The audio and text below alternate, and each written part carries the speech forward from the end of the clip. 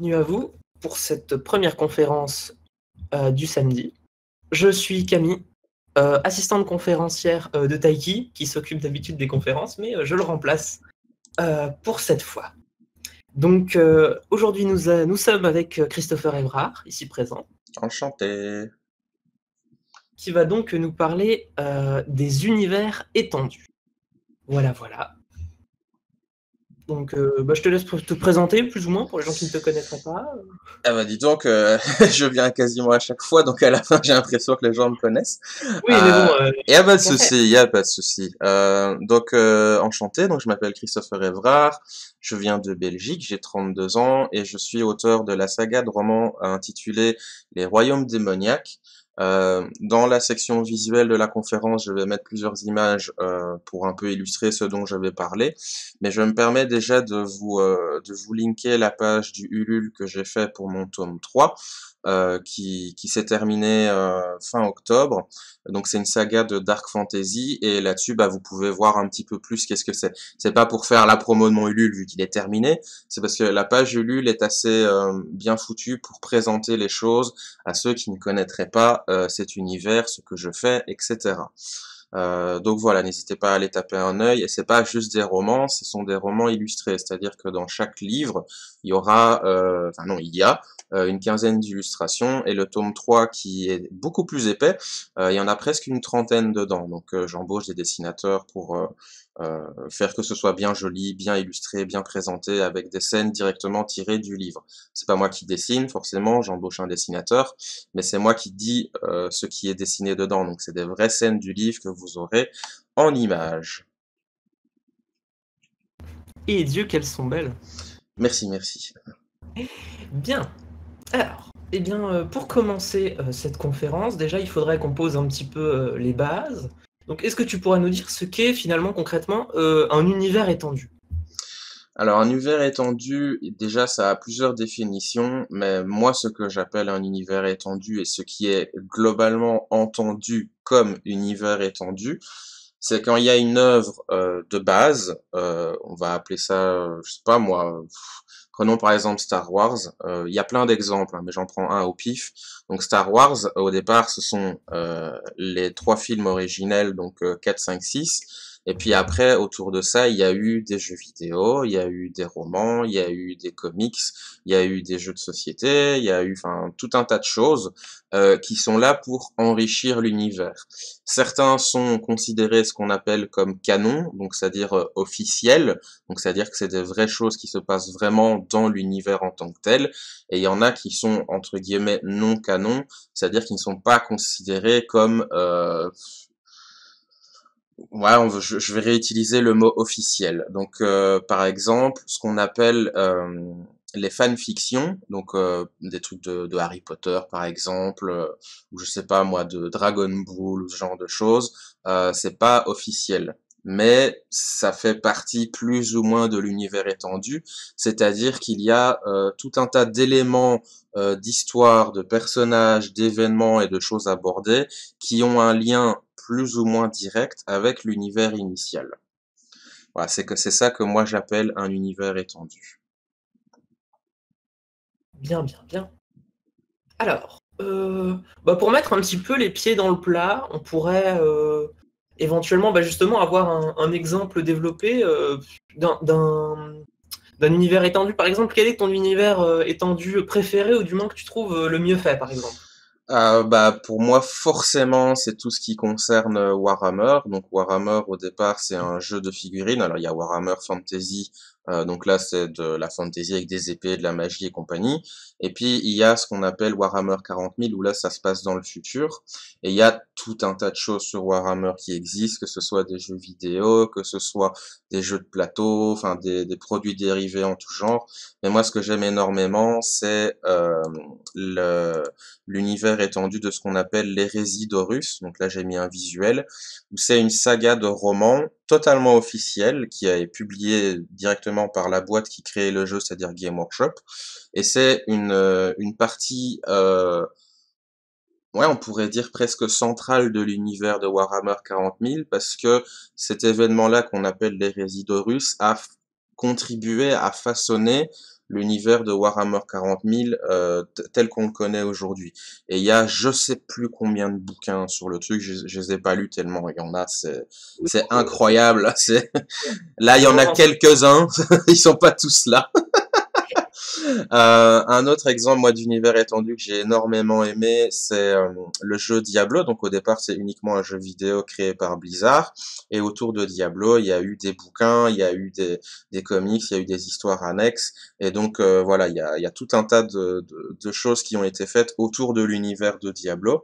Je rappelle que Diablo est plus ou moins la base de ce qu'on appelle le RPG hack and slash. Donc, c'est pas un RPG lent et où on va prendre son temps pour faire les choses, c'est plus accentué sur le combat, mais il y a un univers et des histoires autour de ce jeu et de cet univers-là qui sont exceptionnels, surtout si vous aimez tout ce qui est horreur, fantasy et compagnie. Donc là, on n'est pas du tout dans la science-fiction futuriste et compagnie. Ça, c'est vraiment pas du tout la même chose. C'est même très axé sur l'horreur Diablo. Et ce qui est intéressant dedans, c'est que comment au départ un jeu vidéo qui est sorti dans les années 80-90, je sais plus exactement la date, c'est devenu l'ultra classique en fait il a créé son propre genre en fait Diablo. Voilà. C'est ça que je trouve vraiment très très très intéressant. Et pour reprendre dans les grands classiques, je veux dire, tout le monde connaît la Terre du Milieu.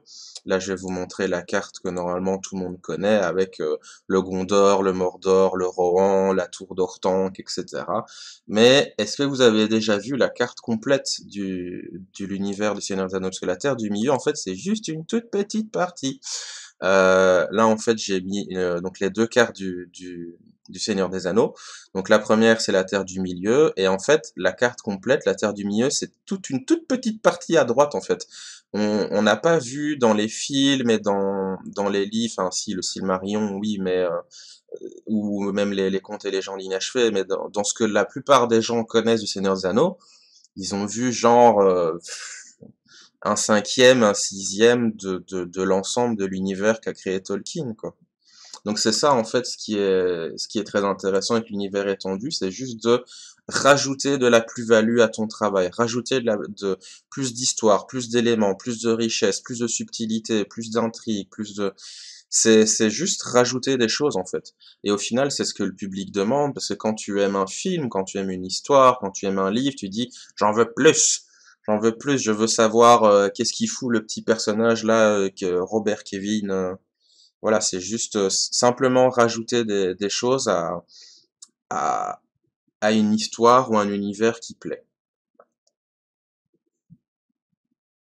d'accord, d'accord. Eh bien, du coup, on peut embrayer en se disant finalement comment on part d'une œuvre simple, comment à partir de ça on arrive à mettre en œuvre, à créer un univers étendu. Parce que finalement, c'est les choses qui étendent l'univers. Au final, ce sont des produits dérivés pour la plupart. Si on parle des jeux vidéo issus de livres, d'histoires, de films, les adaptations, finalement, ce sont des produits dérivés. Donc finalement, comment on arrive justement à créer un univers étendu comme ça, qui puisse marcher, fonctionner et s'étendre de plus en plus, hein. Pour certains, il n'y a qu'à voir l'univers étendu Star Wars. Il y a des fois, ça va très loin. Ah bah oui, j'avais justement des visuels prévus pour ça avec Star Wars. Ah bah, très bien. C'est tellement riche et complexe qu'à la fin on s'y perd d'ailleurs, mais c'est aussi parce que Disney a un peu fait du caca aussi avec la licence, ne nous le cachons pas. Du coup, ta question plus précisément, c'est quoi? C'est quel est l'intérêt ou quelles sont les difficultés? Plutôt, comment on s'y prend en fait? Comment on part? Bah déjà il faut créer son univers. Alors ça peut être entre guillemets n'importe quoi. Hein. Si tu peux, je sais pas moi, prenons un classique du cinéma dans un style totalement différent de ce que je viens d'aborder. Par exemple la romance de Autant on emporte le vent. Bah tu pourrais prendre l'histoire de je sais pas moi un serviteur ou un esclave. Parce que oui désolé mais il y a des esclaves dans cette histoire. Ou je sais pas moi ce qui s'est passé avant que Scarlett arrive, ce genre de choses et tu vas simplement développer autour d'un élément de l'histoire originale pour en faire quelque chose d'autre. Un truc qui m'a fait tiquer dans ce que tu as dit, c'est que c'est pas forcément des produits dérivés. Ça peut être des œuvres à part et concrètes. Il y a plusieurs personnages, notamment dans les comics. Donc quand je dis les comics, c'est autant les super-héros que pas forcément les super-héros, parce qu'il n'y a pas que les super-héros dans les comics, où en fait c'est un personnage secondaire qui a qui a eu du succès et qui est devenu par la suite un truc à lui tout seul. Par exemple, Spider-Man, en fait, au départ, c'était pas du tout un personnage qui était prévu pour être tout seul, c'était quasiment un sidekick ou un truc annexe en fait. Et c'était d'ailleurs dans le dernier tome, si je me souviens bien, dans le dernier tome d'une espèce de revue qui sortait, que Stan Lee a dit ah, vu que c'est le dernier, qu'on va arrêter après ça, je vais faire un truc original, je vais faire un nouveau personnage. Et puis ça s'est tellement bien vendu que par la suite ils en ont fait autre chose. Donc voilà, c'est pas forcément des produits dérivés ou quelque chose dont on s'en fout, c'est vraiment juste agrémenter quelque chose qui est déjà en place. C'est vrai que pour ça, comme tu le dis, il faut déjà avoir quelque chose qui soit mis en place et qui soit solide. Donc la base avant de créer un univers étendu, c'est déjà créer son univers. Et ça, c'est pas forcément donné à tout le monde. C'est un Tout à peu fait. compliqué, c'est un peu ça demande du travail et ça demande une grande attention à la finition que tu vas donner à ton univers et à ton œuvre. C'est pour ça que quand tu prends des trucs comme Le Seigneur des Anneaux, comme Star Wars, vu que c'est déjà des bases tellement solides, tu peux te permettre de partir sur d'autres projets, on va dire ça comme ça. J'espère que j'ai répondu à ta question. Plutôt, oui, plutôt. Donc finalement, on peut dire, en partant de ça, du coup, que les univers s'étendent un petit peu par rapport aux attentes des fans, finalement. Alors attends, parce qu'il y a une question là du coup et je lisais en même temps. Ah, bah, vas-y, Donc, ta, ta, ta, ta, ta. je te laisse décider de l'ordre. Après les gens, donc Shikimi qui dit après les gens peuvent créer eux-mêmes des univers étendus d'un univers, c'est pas considéré comme des fanfictions. Comme je l'ai dit au début, si ce sont des fans qui créent des choses annexes et qui ne sont pas entre guillemets canonisés par l'auteur ou la licence officielle, oui, c'est pas vraiment de l'univers étendu, mais ça fait partie de l'univers étendu comme on l'entend en général, c'est-à-dire que c'est un univers en expansion qui a de la place et de l'espace pour être un peu agrémenté. D'ailleurs, les fanfictions, pour ceux qui ne savent pas, au départ, ça a commencé avec Star Trek, et c'est de là que vient notamment l'expression Marissou. Voilà. Donc, si tu veux bien répéter ta question, du coup, Camille, je suis désolé. Oui, non, mais il n'y a pas de problème, c'est normal. Oui, c'était pour dire, en fait, finalement, est-ce qu'on pourrait dire que les univers étendus s'étendent, c'est un petit peu redondant dit comme ça, par rapport aux attentes des fans. Par exemple, on peut prendre l'exemple par exemple de Boba Fett dans Star Wars, Oui. qu'on voit peut-être 1 minute à l'écran, mais comme les personnes, le public a trouvé le personnage tellement stylé, on peut le dire comme ça, Mm. a voulu en savoir plus du coup sur son histoire, et d'où la série Mandalorian qu'on peut voir aujourd'hui par Mm. exemple. C'est Boba Fett au départ, c'était juste un personnage random, chasseur de primes, assez. Voilà, je pense que George Lucas n'avait pas anticipé qu'il aurait autant de succès ce personnage. Et puis avec ça, il a créé tout l'univers du Mandalorien. Alors je parle pas de la série Mandalorien, je parle de la planète et du peuple des Mandaloriens. Et puis après le concept des clones qui sont en fait liés à Boba Fett, vu qu'en fait c'est le père, etc. Enfin, c'est vrai que c'est l'engouement, mais ça tu peux pas totalement contrôler. Et je pense pas que ce soit uniquement via l'engouement des fans, c'est aussi est-ce que l'auteur a vraiment envie de développer ça et est-ce qu'il a quelque chose à raconter en fait, tout simplement. Parce qu'au final, c'est l'auteur qui décide un peu tout. Pour revenir avec les comics et notamment Stan Lee, une petite anecdote qui est quand même liée à ce qu'on raconte, c'est beaucoup de gens disent ah qui est-ce qui gagnerait entre Hulk et Superman ou qui est-ce qui gagnerait entre Deadpool et Wolverine, et en fait Stan Lee il disait bah celui qui gagne c'est celui que l'auteur a envie de voir gagner. C'est c'est l'auteur qui contrôle tout. Donc si les gens sont fans d'un personnage ou d'une ville ou d'un objet ou quelque chose, forcément il va avoir envie de quand même vouloir faire plaisir à son public, mais c'est lui qui contrôle tout et c'est lui qui s'il a rien à raconter ou si c'est quelque chose qui l'inspire pas, bah, il n'est pas obligé de le faire. Malheureusement, aujourd'hui, il y a l'aspect mercantile, business, etc. Je reviens sur le mot produit dérivé que tu avais mentionné plus tôt. Bah voilà, Star Wars, c'est un bon exemple. Bébé Yoda, je pense qu'il a été prévu dès le départ pour être une peluche à vendre. Euh, et donc voilà, il y a tout un tas de, il y a tout un tas de contextes et d'éléments qui font aujourd'hui, est-ce qu'on va créer un univers étendu, est-ce qu'on va faire ci, est-ce qu'on va faire ça? C'est, il faut quand même dissocier et bien prendre conscience de la partie auteur et la partie business. Là ici, ce dont moi je parle, c'est plus l'aspect auteur. Comment créer quelque chose, quel intérêt ça a et quelle place ça peut avoir et quel rôle ça peut avoir dans une œuvre à part entière. L'aspect mercantile, business, etc. Je suis pas marketeur malheureusement. Mais bon, tout le monde peut comprendre que bah voilà, t'as des sous à gagner, t'essayes de vendre des peluches, t'essayes de vendre des jouets, t'essayes de vendre des bouquins, etc. Mais ça, malheureusement, je suis pas assez calé pour parler purement de l'aspect business. Moi, c'est plus la création en tant qu'œuvre artistique en tant que telle, quoi. Et ça, clairement, créer un univers étendu, ça a un intérêt, ça a une richesse, ça a c'est aussi un tour de force parce que comme on l'a dit tout à l'heure, si tu fais pas ton œuvre de base bien, tu peux pas faire un univers étendu, sinon tu vas t'empêtrer dans des incohérences, tu vas te perdre dans les histoires, les lignes temporelles, enfin, tu vas perdre tes repères et tu vas toi-même prouver entre guillemets ton incompétence à gérer un univers complexe, quoi, qui soit de la fantasy, de la science-fiction, du steampunk, de la romance, peu importe, quoi. Oui, bien. C'est vrai, c'est vrai. Alors, mais c'est vrai qu'on a cette opposition-là entre artistique et mercantile, finalement, du coup, parce que aujourd'hui, les univers étendus, bon, comme on a parlé avec Star Wars, on peut parler de la dernière trilogie Star Wars, Mm. c'est fait pour vendre des jouets, hein, c'est pas dissimulé d'ailleurs. Bah ça, là, genre Lucas ne s'en est jamais caché, que lui en fait, il avait compris avant tout le monde que l'intérêt de faire un grand univers et de faire de l'argent avec, c'était les produits dérivés.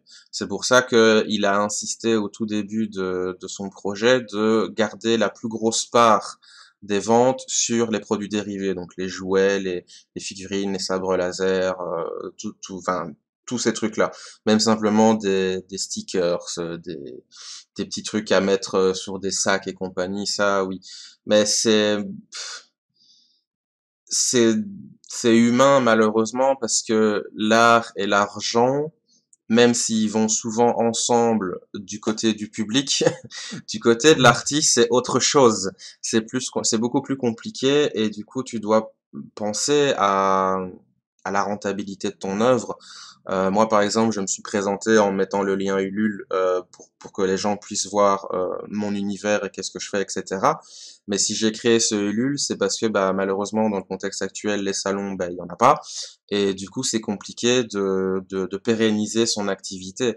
Malheureusement, tu peux pas travailler, si tu es un artiste, que tu sois un auteur, un dessinateur ou ce que tu veux, si tu n'as pas les fonds.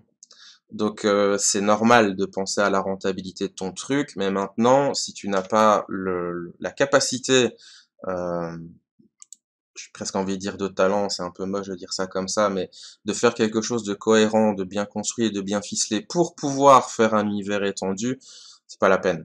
Ça, c'est juste casse-gueule. C'est pas possible.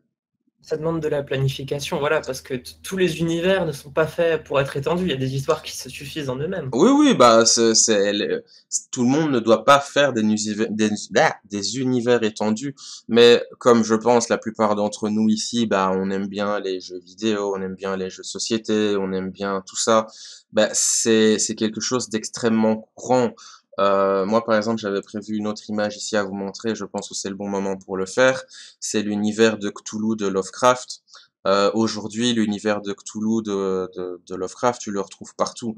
Là, ici, j'ai trouvé, bon, il y en a plein, hein. J'ai pris un au pif, le premier qui passait, parce que je sais qu'il y en a 36 000. C'est des jeux de société. Il y a des audiobooks maintenant qui sont créés à partir de son univers. Il y a des jeux de rôle, il y a des jeux vidéo. Enfin, Lovecraft, c'est aussi une grande star du monde geek, on va appeler ça comme ça, que ce soit en littérature ou dans les univers qui plaisent aux gens. Donc c'est obligé en fait, malheureusement, dans le contexte d'aujourd'hui, quand tu fais une œuvre qui est imaginaire, de te poser la question à un moment donné, est-ce que je vais créer quelque chose de grand avec plein de choses et donc un univers étendu et compagnie, ou est-ce que je vais faire juste un petit truc stand-alone, tout basique, tout simple et je m'arrête là.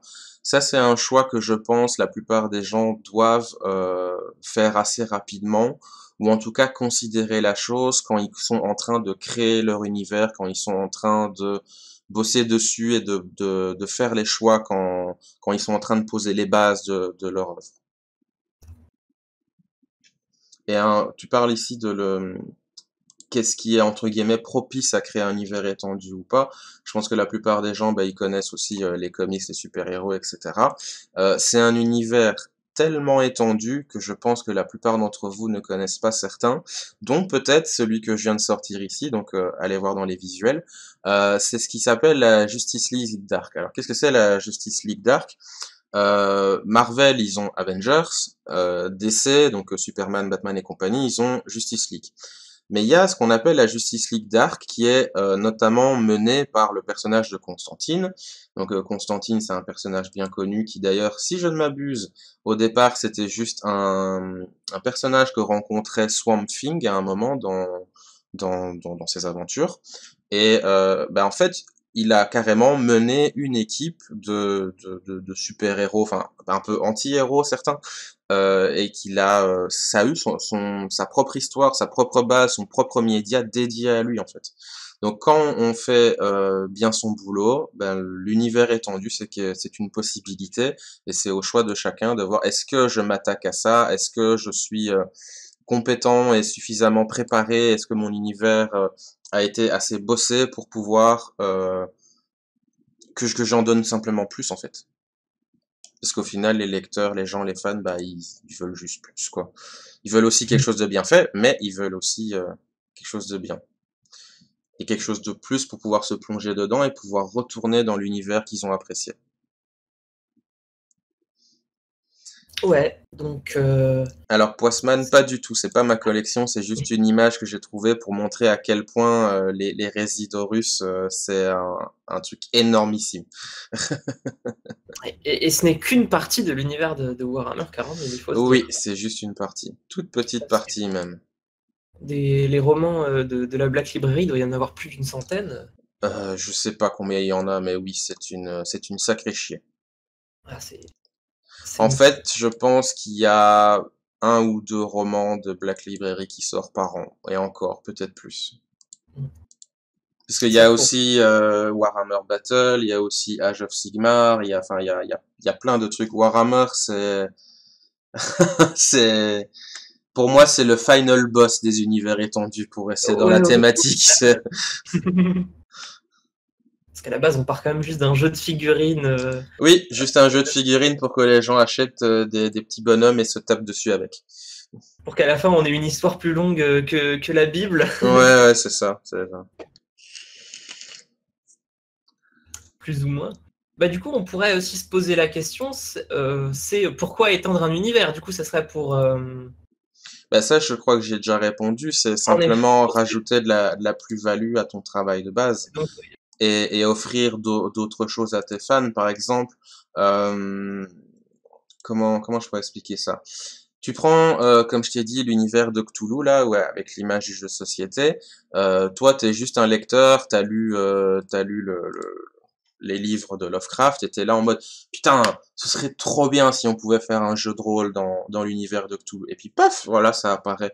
Donc, en fait, c'est fait pour, entre guillemets, répondre à un besoin. Après, l'exemple de Lovecraft est un peu spécial parce que l'auteur est mort depuis très très très très longtemps, mais c'est juste offrir des choses en plus à des gens qui aiment ce que tu as fait, leur donner d'autres histoires, d'autres moyens, d'autres choses pour encore plus expérimenter, se plonger dans ton univers. Donc en fait, c'est juste, j'ai envie de dire du bon sens, parce que si les gens aiment ce que tu fais, pour quelle raison tu n'essaierais pas de leur offrir ce qu'ils demandent? Parce qu'en plus, bah, t'as l'aspect financier, donc tu entres peut-être dans un nouveau marché si tu changes de média. Si par exemple avant t'es une BD, et puis là tu fais dans du jeu vidéo, et pourquoi tu n'offrirais pas à des gens l'opportunité de encore plus apprécier ton travail, plus entrer dans ton univers, te faire encore plus connaître? Enfin, c'est, pour moi, c'est du bon sens, c'est un peu évident, c'est logique. Autant sur un point de vue artistique, parce que bah, tout le monde aime bien que son travail plaise, que sur un point de vue financier, parce que comme j'ai dit, l'argent et les artistes en général, ça va pas souvent ensemble. Donc, enfin, ça dépend l'échelle, mais pour Ouais. les petits comme nous, non. Je pense que ça va pas souvent ensemble et tout le monde galère un petit peu pour avoir ça. Et d'ailleurs, Virtualib est un bon exemple parce que ça a été créé pour offrir à des artistes l'opportunité de continuer à présenter leur travail et donc peut-être vendre aussi. Au final, oui, voilà. Mm. Et je pense que tout le monde en a marre du Covid, donc voilà. Ça, comment ne pas... Donc voilà, un univers étendu. Pourquoi en créer un? Bah parce que Ouais, non, si je peux me c'est c'est- permettre. c'est une fin en soi, en fait, d'étendre son univers. Peut-être pas une fin en soi, mais c'est une opportunité. C'est une opportunité et ce serait dommage de ne pas la prendre, encore une fois, si tu as les moyens et si l'auteur en ressent l'envie aussi. Mais voilà, ça, normalement, si tu fais quelque chose qui plaît, ça veut dire que ça a été suffisamment bien ficelé, et donc c'est que tu ne rechignes pas à la tâche de continuer à offrir quelque chose si les gens aiment ce que tu fais. D'accord, d'accord. Eh bien, pour continuer sur ça, finalement, on arrive au cœur du sujet. Est-ce que l'extension d'un univers ne représente pas un danger? C'est-à-dire parce qu'on voit beaucoup d'univers étendus qui ont tendance à dériver assez rapidement. On peut notamment prendre l'exemple des comics avec les auteurs qui changent, les Ouais, ça, multi... oui. Oui, c'est vrai que ça, comme on dit, l'expression trop de cuisiniers dans la cuisine, c'est un peu bordélique et c'est un peu compliqué. Euh, Bah ça dépend en fait si parce que moi je parle du point de vue un petit peu plus traditionnel où il y a une œuvre, un auteur. Mais c'est vrai que dans les cas où par exemple bah, les comics bah t'as 36 000 auteurs différents, 36 000 dessinateurs différents. D'ailleurs souvent quand tu prends par exemple une espèce d'omnibus ou d'analogie avec par exemple je sais pas moi toutes les histoires de Hulk, toutes les histoires de Captain America, tu vois tous les différents dessinateurs en fait et donc tu finis une histoire, t'es là j'aime bien et tout, puis paf tu tombes sur un autre style totalement différent, d'autres coups de crayon, d'autres trucs et t'es là mais on m'a vendu un truc foireux, enfin c'est un peu compliqué à négocier, mais bon ça je connais pas dans le sens où moi j'ai pas travaillé dans ce cadre-là et je parle plus de comment créer ça quand toi t'es tout seul. Mais c'est vrai que ça représente un risque quand tu as des méga licences, et moi je pense notamment à la licence Warcraft. Donc Warcraft au départ c'est un simple jeu vidéo qui est plus ou moins copié-collé de Warhammer, mais c'est un autre débat ça. Disons Et que la création des univers s'est fait de manière un petit peu incestueuse. ouais, ça a été, c'est une histoire à part entière. Mais bon, voilà, Warcraft, peu importe. Moi, personnellement, je trouve que c'est un bon exemple de ce qu'il ne faut pas faire parce que ça part un peu dans tous les sens. Bon, au départ, les trois premiers jeux et, enfin, donc je parle du jeu de stratégie et le début de World of Warcraft, ça allait, c'était cool, c'était cohérent. On s'y retrouvait, c'était des chouettes histoires, des belles histoires.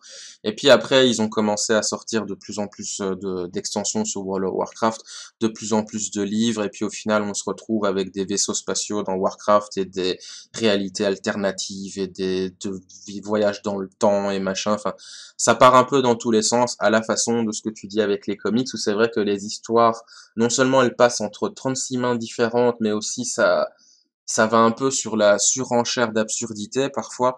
Genre, tu vas suivre une histoire de, je sais pas moi, de Iron Man, ou n'importe quel autre personnage. Et puis quand tu as fini cet arc narratif, tu dis ah mais en fait ce personnage que tu as suivi non c'était juste un clone, voilà il est mort, on s'en fout. Le vrai Peter Parker il est dans un autre château pour reprendre une référence à la Mario. Donc voilà pour moi Warcraft c'est un bon exemple de ça en fait de vouloir un peu bourrer le truc jusqu'au trognon. Et d'ailleurs, World of Warcraft aujourd'hui, bah, il y a eu le jeu Vanilla. Donc en fait, c'est la toute première version de World of Warcraft qui est sortie sans les extensions, sans les patchs, sans les machins, sans les trucs, qui est sortie et qui a eu un succès retentissant au point où les joueurs, bon, c'est pas totalement vrai ce que je vais dire, mais il y en a beaucoup qui préfèrent jouer à la version Vanilla qu'avec toutes les extensions de la colère du roi Lich, de Pandaria, de machin. Ils veulent l'ancienne version en fait parce que c'est juste entre guillemets plus appréciable. Donc pour moi, l'univers de Warcraft et même les univers Blizzard en général aujourd'hui, parce que j'ai parlé de l'exemple de Diablo, mais Diablo 3, moi j'ai été très déçu et Diablo 4, j'en attends pas grand-chose non plus. Euh, voilà quoi, ça a été mal négocié, ça a été mal géré, mais ça c'est mon avis à moi. Mais c'est quand même un bon exemple de dire au final tu suis une histoire avec des orques et des humains et des nains et des elfes et tout ça, et à la fin de l'histoire de World of Warcraft, non mais il faut en fait que tu voyages dans le temps, puis que tu ailles dans une réalité alternative, et puis que tu prennes un vaisseau spatial et que tu détruises une planète et tout ça parce que voilà, t'as oublié d'aller chercher du lait. Non mais what? Enfin c'est ça devient un Un petit petit peu peu absurde. absurde et abscon et à un moment faut juste s'arrêter.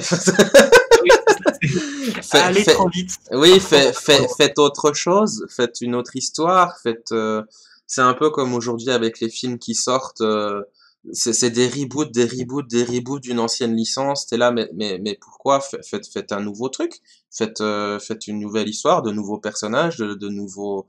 Pourquoi il faut toujours aller piocher dans les anciennes licences pour faire sortir des films ou des BD ou des comics ou ah mais en fait on va changer maintenant Captain America c'est une femme et puis en fait elle est méchante parce que c'est du côté de Hydra et puis Iron Man maintenant c'est une femme afro-américaine et tout ça mais arrêtez créez des nouveaux personnages enfin faites autre chose donc voilà, l'univers étendu comporte des risques, mais là, tous les exemples que je viens de sortir, c'est des grosses boîtes, c'est des grosses entreprises, c'est des mastodontes qui là justement pensent peut-être plus à l'argent qu'à l'aspect artistique.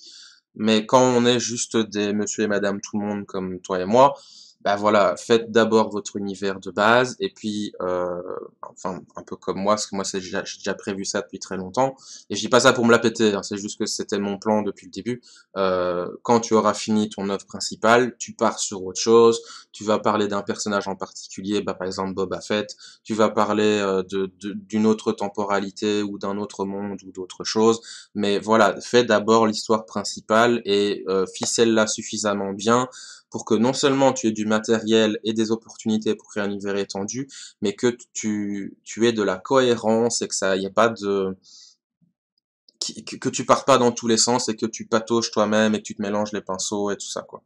C'est un gros travail de quand on crée quelque chose d'assez dense, d'assez large, d'assez conséquent comme les univers imaginaires de déjà bien fixer son histoire de base, c'est déjà important. Commence par ça et puis après on verra le reste.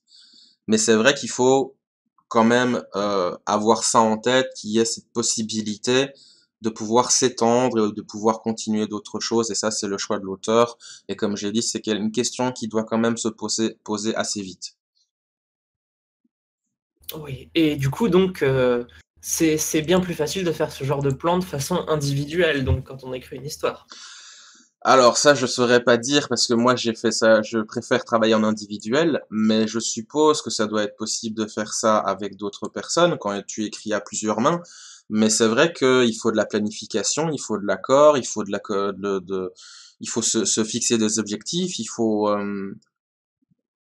juste s'entendre avec là ou les personnes avec lesquelles tu travailles. Ça peut être plus facile quelque part d'être à plusieurs mains parce que tu peux dire par exemple ok toi tu t'occupes de ça, moi je m'occupe de ça, toi tu vas faire je sais pas moi tel continent, moi je fais l'autre, toi tu fais les personnages qui ont de la magie, moi je fais les mecs qui en ont pas, toi tu fais les vaisseaux spatiaux, moi je fais les planètes, enfin tu peux déléguer, tu peux attaquer plusieurs fois en même temps et c'est vrai qu'il y a quand même toujours plus d'informations et plus de richesses dans plusieurs têtes que dans une seule, mais ça demande de la coordination et ça c'est pas toujours facile pour tout le monde. Donc moi personnellement je préfère ça tout seul, mais voilà ça c'est selon les personnalités et désirs de chacun ça. Alors pour nuancer un petit peu par rapport justement à l'écriture en grosse boîte, on pourrait quand même préciser Mhm. que par exemple l'univers littéraire de Warhammer, malgré ses multiples œuvres, a quand même une certaine cohérence globale. Oui, oui. Après, tous les livres de Black Library ou de Horus Heresy ou de ce que tu veux euh, ne sont pas tous égaux en termes de qualité, mais en termes d'univers au sens large, c'est incroyablement bien foutu. Après, il y a des hauts et des bas, il y a des choses que moi personnellement j'aime un petit peu moins, mais globalement, oui, Ah oui, c'est de la bonne. la, C'est de la- la bonne. la qualité d'écriture n'est pas forcément la même en fonction des auteurs, mais je veux Mhm. dire dans le sens où le lore est intact en fait, il n'y a pas d'incohérence entre les œuvres. Malheureusement, si, il y en a, mais Enfin, mais elles sont elles beaucoup sont, moins flagrantes. oui, oui, elles sont rares et c'est seulement les fans les plus ardus qui peuvent les repérer, mais malheureusement, il y en a. Mais après, c'est rare de trouver des œuvres où il y a aucune incohérence. Je pense que même chez Tolkien, il y en a une ou deux. Au niveau des dates, je crois. Ça doit être à la longue. Bah, C'est c'est compliqué. Moi, j'avais entendu, c'était George R. R. Martin avec Game of Thrones pour faire son univers, qui est aussi un univers étendu parce qu'il va y avoir d'autres œuvres annexes et il a sorti des artbooks et tout ça. Enfin, bref, c'est très riche aussi, Game of Thrones. Mais lui, en fait, il a carrément embauché des gens, ou en tout cas, il bosse avec des gens qui lui, c'est un peu des Alfred de Batman. Ils disent va me chercher les références de machin. C'était quoi encore la couleur de ses yeux à celle-là? Enfin, c'est il a des gens en fait qui sont prévus pour repérer les petites erreurs, les incohérences, les choses pas logiques ou voilà les petits détails qui font parfois tout le sel qu'il y a dans un univers comme ça. Et moi-même, bon, moi je suis pas George R. R. Martin, hein, mais j'ai un petit fichier, même plusieurs où j'ai tout noté de alors machin c'est le fils de bidule et puis tout ça et puis il y a tel endroit et puis ça c'est en fait il s'entend pas avec lui, faut pas oublier qu'à un moment ils sont copains mais en fait non, enfin c'est beaucoup de boulot. niveau, oui. C'est compliqué, c'est ça prend beaucoup de travail de bah, c'est ce que je disais, si tu veux faire un univers étendu, enfin c'est pour rester dans la thématique, mais à la fin je pense que je me répète, donc désolé si je me répète, cher public, mais il faut absolument bien être concentré et être au fait de, ok, tu bosses un truc, c'est toi qui es responsable de la logique de ce que tu es en train de faire. Si tu te plantes, c'est de ta faute, donc bosse, fais attention, fais un cahier de notes, enfin voilà, sois vigilant, sois concentré. Si tu peux pas créer déjà une œuvre de base qu'elle fasse sens en elle-même toute seule, c'est pas la peine de de vouloir étendre et faire des trucs annexes et tout ça. C'est pas la peine. Non, fais autre chose. Ça me fait quand même penser, ce genre d'incohérence à la longue, ça se retrouve dans des choses qui sont pas forcément des univers étendus, ou alors du moins, est-ce que les histoires à rallonge, par exemple si on prend l'exemple de One Piece, ou peut-être de Dragon Ball aussi, avec Dragon Ball Super, est-ce qu'on pourrait considérer ça comme des univers étendus en fait finalement? Bah, One Piece, il me semble pas que c'est un univers étendu au sens traditionnel parce que t'as l'œuvre originale et puis c'est tout. Après, je suis pas un hyper méga connaisseur fan de One Piece, donc s'il y en a parmi vous qui m'écoutent, confirmez-moi. Je pense qu'il y a juste One Piece et puis c'est tout. Enfin, Non, il y a qu'une seule œuvre, mais Ouais. on est presque à 1000 chapitres en fait. Ah oui, oui, non, ça c'est une œuvre super méga longue, mais c'est vrai qu'il y a des produits dérivés, il y a des jouets, il y a des toutes petites histoires annexes, je crois que c'est genre Chopperman, des trucs comme ça. Oui, Mais tout à fait. voilà, c'est très léger. Globalement, One Piece n'est pas un univers étendu en tant que tel. Dragon Ball, par contre, ça peut le faire. Parce qu'il y a quand même Dragon Ball, Dragon Ball Super, Dragon Ball GT, Dragon Ball Z, il y a le truc de fan, là, multivers, ou le tournoi, je sais pas quoi, là. Ouais, ça pour le coup, il y a le canon et le non canon. Ouais, mais il me semble que Akira Toriyama a dit je suis d'accord, ça va. Donc voilà, ça a une forme de légitimité. Puis il y a les 36 films de Dragon Ball aussi. Après, tous les autres mangas en ont Alors, eu, hein, Bleach, One Piece et tout ça. ils ne sont pas canons non plus, mais Oui, oui, mais au final, Broly l'est devenu, tu vois. Donc oui, c'est ça. Bon, après, là, pour le coup, on peut parler d'arguments financiers. oui. Parce que finalement, les fans voulaient le revoir. Eh bien, il est de retour. Oui, bah moi personnellement, c'est un personnage qui pour moi était canon. Enfin, je veux dire, il était tellement, enfin, Dans la tête des gens, oui, finalement, parce il est culte, le oui, film. il est culte. Le Enfin, film, malgré qu'il ne rentre pas dans la cohérence globale de l'œuvre, non. c'était quand même un très bon film. Non, parce qu'en plus, il me semble que le gros problème du film Broly, le premier, hein, donc l'ancien, pas celui qui est sorti ici récemment, même s'il est bien celui qui est sorti récemment, mais il vaut pas l'ancien. J'ai Euh, des réserves dessus. ouais, bon, ça va. Bref, il y a un problème au niveau de la temporalité, parce qu'il me semble qu'il y a Trunks. Donc si Trunks est là, c'est que ça se passe dans l'ère des cyborgs. Merci Chaussette de confirmer. Ah non, t'es pas d'accord? Désolé, c'est mon chat qui rouspète. Donc oui, ça se passe pendant l'ère des cyborgs. Donc, et je pense qu'il y a Sangoku est capable de devenir Saiyajin 2, donc ça veut dire que c'est avant le tournoi de Euh, Cell. Enfin, il y a des problèmes au niveau de la temporalité. C'est genre, attends, on va aller sauver le monde et puis on finit En fait, Cell. c'est ça, pour résumer, Cell a menacé de détruire la Terre, et donc pendant les 3 jours où ils sont censés s'entraîner, ils sont en train de chanter dans le jardin, et ils montent dans un vaisseau Ouais, d'un inconnu, basiquement.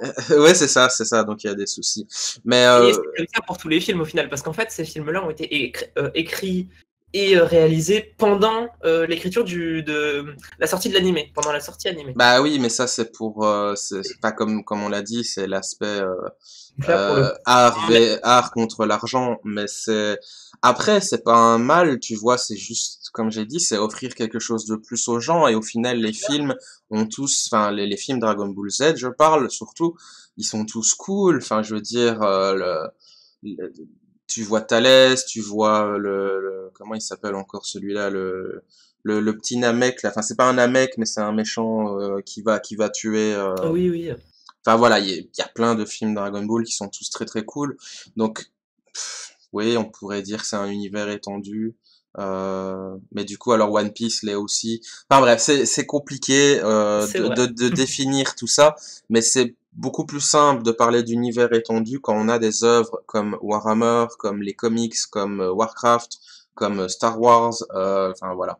Un exemple d'ailleurs que je voulais montrer, c'est pour Star Wars, c'est que donc il y a les films, hein, voilà, tout le monde connaît, et il y a eu plein de livres et de comics, et notamment la saga de comics qui est maintenant appelée Legends, parce que Disney, voilà, tout ça, Mhm. et ils ont invalidé en fait des centaines de comics et des centaines d'histoires absolument géniales qui étaient canon parce que approuvé par George Lucas à l'époque, avec notamment là le truc où il y a un Jedi sur la couverture là, en fait c'est un personnage qui s'appelle Cad Skywalker qui est donc le descendant enfin je sais plus combien il y a de générations entre les deux, mais depuis Luke jusqu'à donc ce fameux personnage Cad Skywalker, et en fait il a une histoire géniale ce personnage, enfin c'est Disney quand il est venu avec Star Wars, il a dit c'est moi le patron, voilà, maintenant vous dégagez, tous les trucs c'est moi qui gère. Et donc ils ont balancé mais des trésors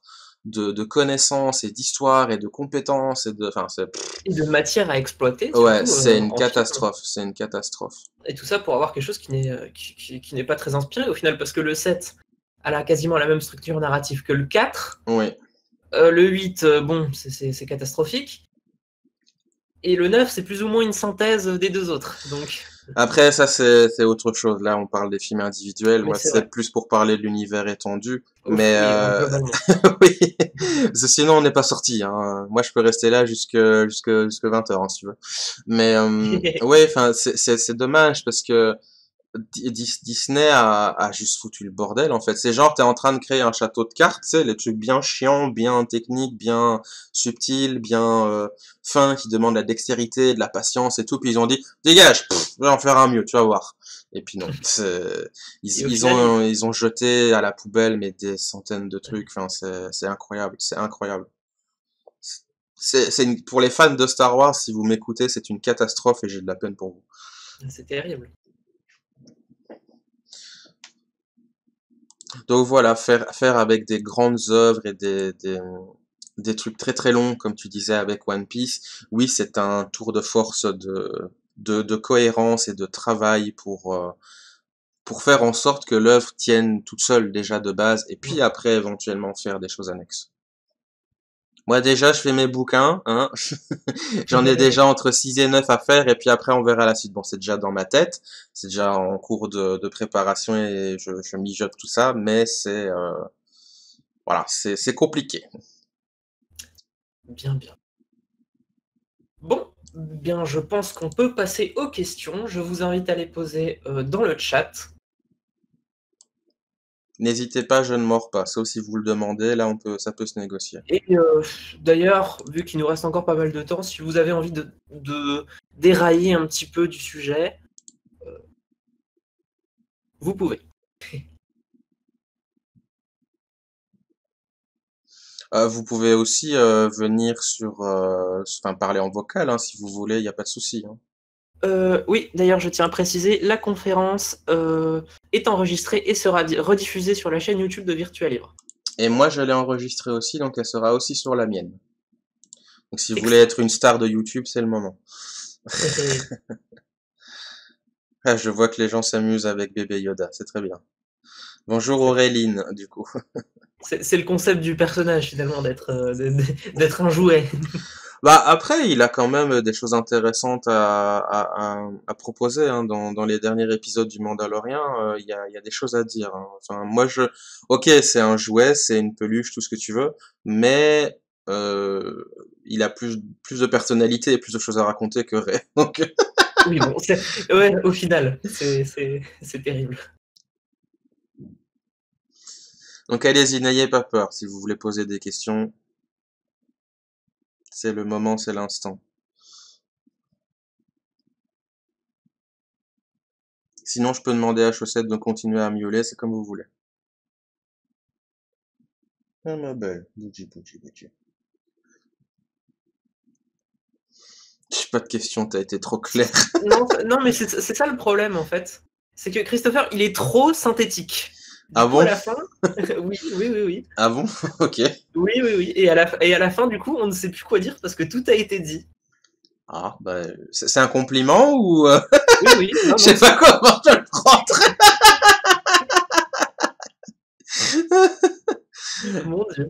Non, c'est un compliment. Non, mais les Ewoks, le problème des Ewoks, c'est que c'est impossible, enfin, c'est inacceptable, c'est un scandale qu'ils soient capables de, de se battre à armes égales avec les Stormtroopers et l'Empire. Enfin, c'est pas possible. Non, ça c'est stupide, oui. Oui, c'est pas possible.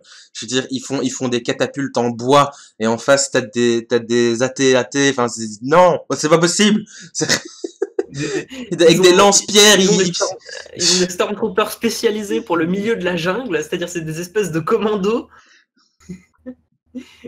Et ils se font vaincre avec des cailloux et des branches. Mais oui, ils ont des espèces de deltaplanes tout ridicules et ils font attention en dessous, ça détruit des. Non, non.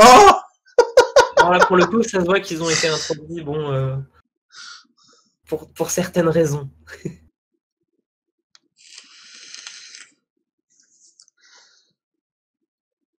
Mais moi j'aime beaucoup le 6, hein. Franchement, s'il n'y avait pas les Ewoks, ce serait mon préféré, je pense. Mais Non, les Ewoks, je peux pas. C'est vrai que le passage sur Andorre est un petit peu... Mais ça va encore, c'est juste... Voilà, les Ewoks se battent contre l'Empire, ils sont défoncés, c'est tout, point. J'aurais juste fait ça, c'était très bien. C'est pas faux. Ou alors, dans ce cas-là, il faut donner des armes laser aux Ewoks. Mais non, ils sont là. Mais oui, Non. voilà, ça marche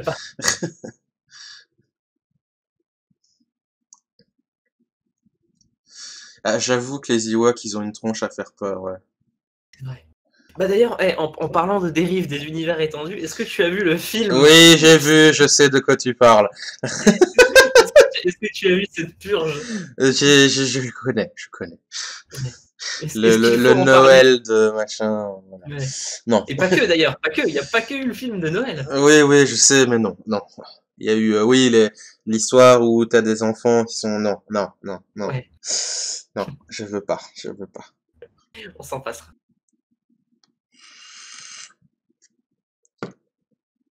Bon, bah, apparemment, personne n'a de questions. Ou je fais peur, je suis peut-être un Ewok. C'est vrai qu'avec ma barbe, je ressemble peut-être à un Ewok. Je peux vous cuire en ragoût, oui. Plus ouais, ça fait plus Wookie dit comme ça. Oui, non, oui, parce que j'ai une très très grosse barbe.